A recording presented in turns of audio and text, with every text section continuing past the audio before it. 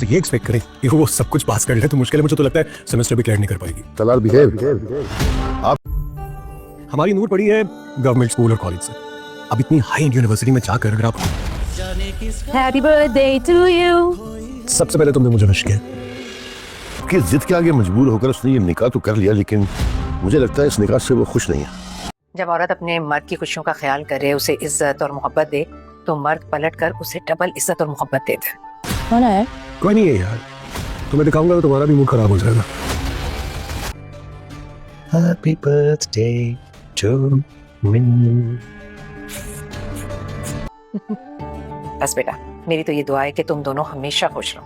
Happy birthday king Salaar. Don't move your face.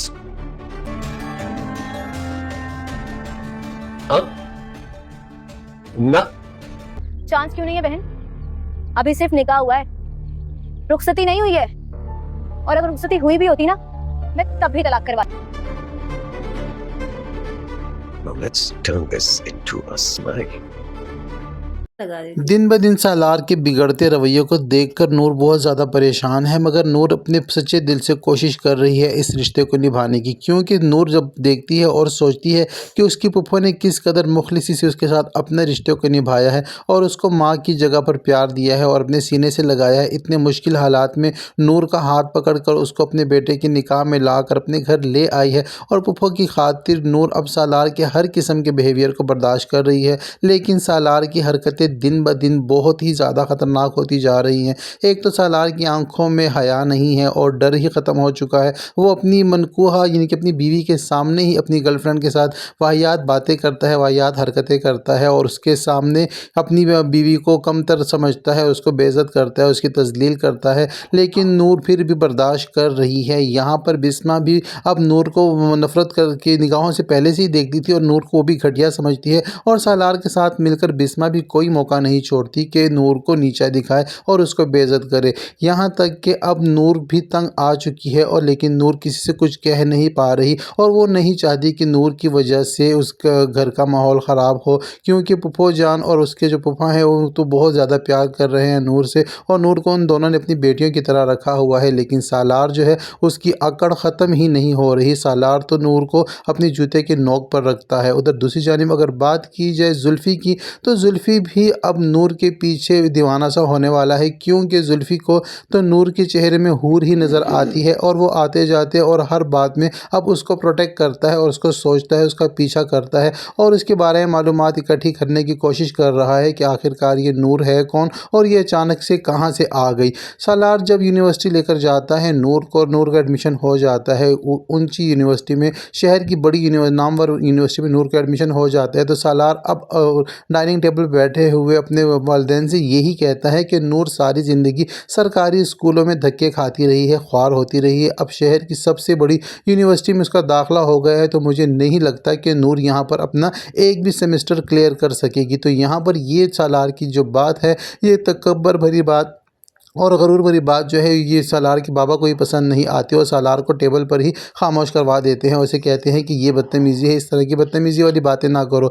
और लेकिन यहाँ पर अब सालार के बाबा को इस बात का अंदाज़ा हो चुका है कि सालार ने अपनी माँ की ज़िद के आगे मजबूर होकर नूर के साथ निकाह तो कर लिया है, मगर ये दोनों इस निकाह से खुश नहीं हैं, क्योंकि नूर भी अब काफ़ी बुझी बुझी से रहने लगी है और ख़ामोश रहने लगी है। लेकिन अपने ऊपर सब कुछ सह रही है, बर्दाश्त कर रही है, लेकिन मुँह से वो उफ तक नहीं निकाल रही। लेकिन फूफो जान को अब भी ये लगता है कि नूर में वो सलाहियत है कि नूर वो सालार को अपनी तरफ प्यार मोहब्बत के साथ अपनी तरफ माइल कर ही लेगी और सालार को एक दिन नूर से मोहब्बत हो जाएगी, वो नूर को सच्चे दिल से कबूल कर लेगा। उधर दूसरी जानिब अगर बात की जाए फ़रा की, तो फ़रा और महविश अब तक जलन का शिकार है। उनसे तो नूर की ये खुशियाँ बर्दाश्त ही नहीं हो रही और अब भी फ़रा इसी आस पर बैठी हुई है कि उसकी सालार से शादी हो ही जाएगी और वो अपनी बहन से ये कहती है कि लिए चाहे कुछ भी हो जाए, अभी तो सिर्फ इन दोनों का निकाह हुआ है, रुखसती होना बाकी है। और अगर रुखसती हो भी गई होती, प्रॉपर शादी भी हो गई होती, तब भी मैं नूर की सलार के साथ तलाक करवा कर ही रहती। मैं ये मौका हाथ से जाने नहीं दूंगी। अब ये दोनों बहनें दिन ब दिन ऐसी साजिशें चलेंगी, ऐसी चालें चलेंगी कि नूर को हर एंगल से फंसाने की कोशिश करेंगी। उधर दूसरी जानिब सालार ने भी नूर को जुल्फ़ी के साथ देख लिया है और सालार भी नूर पर शक करने लगा है और अपनी बीवी पर ये इल्ज़ाम लगाता है कि मुझे पता है कि तुम जुल्फ़ी को पहले से जानती हो, ये तुम्हारा उसके साथ कोई ताल्लुक़ है। तुम ऊपर से तो भोली बनने की कोशिश कर रही हो, लेकिन तुम इतनी सादा तबीयत नहीं हो, तुम बहुत ज़्यादा चालाक हो, तुम्हारे दो रूप हैं। लेकिन नूर सालार को समझाने की कोशिश करती है कि आप मुझ पर शक कर रहे हैं, तो सालार से कहता है शक मैं नहीं कर रहा, मुझे पूरा पूरा यकीन है। अब नूर भी को इसलिए टेंशन भी है क्योंकि यहाँ पर सालार को उस पर शक हो चुका है। दूसरी जानिब जुल्फ़ी उसका पीछा करना नहीं छोड़ रहा। अब जुल्फ़ी उसके बारे में सारी मालूमात इकट्ठी कर रहा है और उसको पाने की कोशिश तो खैर नहीं करेगा, लेकिन उसके को बार बार देखता है तो उसकी तरफ खिंचा चला आता है। और उधर तीसरी जानिब अगर बात की जाए इसकी बहनों की, नूर की बहनों की, तो वो भी बहुत ज़्यादा चालाक हैं और वो भी कोई भी मौका हाथ से नहीं जाने देंगी। सालार की दिन ब दिन सरकशियों के बावजूद फूफाजान नूर को ये समझाने की कोशिश करती हैं कि अगर बीवी अपने शोहर की हर बात का, छोटी बड़ी ख्वाहिश का एहतराम करे, उसका ख्याल रखे, तो एक न एक दिन अपने शोहर के दिल में जगह बना ही लेगी।